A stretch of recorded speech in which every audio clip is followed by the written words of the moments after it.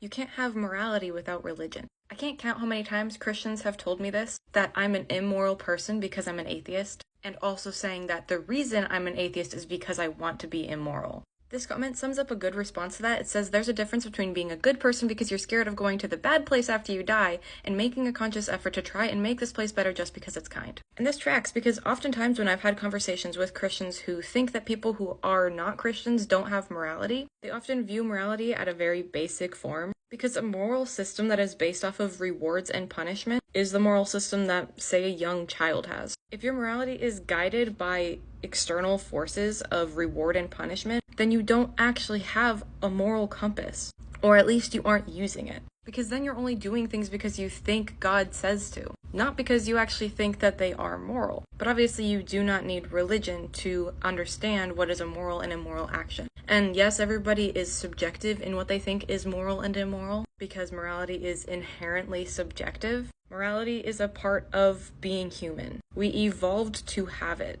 As a social species, we use it as a tool to make our lives better, to help those around us, to stay alive as a community. Oftentimes, though, I think you can really kind of boil down this issue where many Christians think that people outside of their religion don't have morality, because so many Christians are told that their inner moral compass, their inner monologue, their conscience is the Holy Spirit telling them what to do. That God is telling them that something is good or bad, telling them how to feel about it, rather than that being a part of the human experience. Because when you attribute parts of yourself to God, then you think that you don't actually have that part of yourself, even though it is a part of you. So then when you see other people who aren't a part of your religion, then you think that they are missing this piece that you have attributed to your God, rather than what it actually is, part of being a human. But often it is really hard to have that conversation with a Christian and have them actually understand it and take what you're saying. Because at least how I experienced it personally when I was a Christian, that whole concept was one of the big pieces of evidence that was used for the existence of God.